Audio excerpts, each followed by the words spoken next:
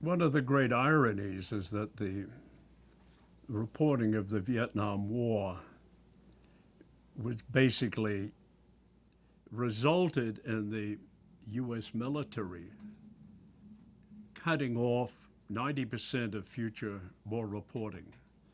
And it's been lamentable that in today's conflict environment, in Iraq, it was in Iraq certainly, and the Iraq War is over, but in Afghanistan, this this requirement for embedding and the restrictions in that 9-page document that you need to sign about where you can't take any pictures of American casualties at all. You can't even take pictures of civilian casualties involved in an environment of the war.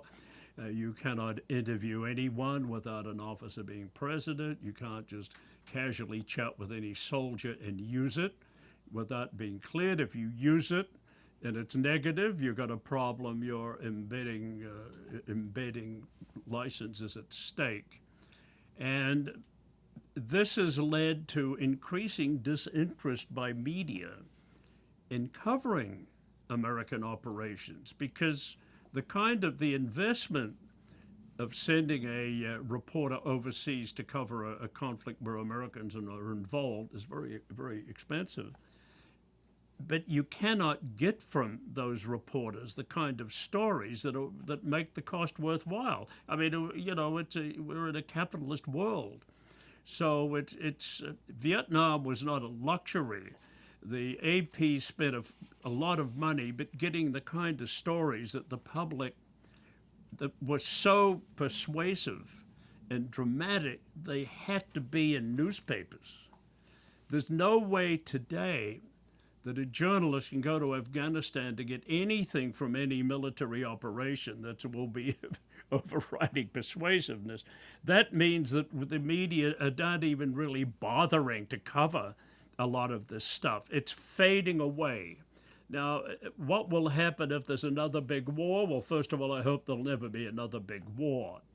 But I'm afraid in another big war, there'll be similar controls. Oh, I talked about this with Walter Cronkite years ago, and he was explaining that while in World War II there was serious censorship, and you were very limited in what you were right, there was no restriction on where a reporter could go. He flew into Normandy in a plane and a drone that landed, and he climbed out with soldiers behind enemy lines. Others went ashore on the beaches of Normandy. They were there. Now they were restricted in what they could write, but the thing is, they were there. And Cronkite said he attended background briefings with Eisenhower. The thing was, he said, I came out of that war knowing what had gone on, and that affected what I said about that war and what I talked about the war or what I wrote about that war for the rest of my career. And the same that every journalist who was in World War II came out with vast knowledge of the inside story. How many journalists come out of these war-torn areas today? Do you know where the story comes from today? Like the Bin Laden raid in which Bin Laden was captured and killed. What really happened? You waited a year and a half for the participants to write their own books, the big advances. So eventually you found out about what happened a year and a half later. And that could be you repeat that in books on Afghanistan and other stuff. So the military, I don't think they don't mind those books because the military involved, they don't want public opinion to zero in on current policy. If you write a book later, that's okay, but yet currently they're trying to control the political influence of reality on the public or on the lawmakers. We wrote about the reality of Vietnam, and the government tried to pretend a scenario that didn't exist, and that ultimately our reality paid off in public and congressional and, in fact, newspaper resistance to the blandishments of Washington and turning against the war. Today, you have commentators complaining about Afghanistan and Yemen and others, but you don't have media that want to send reporters there because you're not going to get anything. This is a tragedy. And I think that the militaries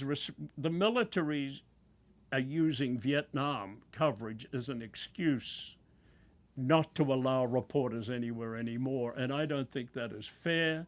I think in the aftermath, we know the record of all the reporters. We know what they did, how many turncoats were amongst the press corps, analyze all the reporting has been done by experts. We did as good a job as we could do, and we have nothing to apologize for. But the military used the criticism that evolved within the military to black out reporters completely. Now, I think the pity is that American families who have soldiers overseas don't have a damn clue about what's going on, other than the messages they get from their sons or husbands, which are controlled by the military also. They don't understand, and the American public doesn't have much sympathy. Overall, the American public will applaud the sacrifice that soldiers are making, say, in Afghanistan today. Sort of like, gee, what a great thing they're doing.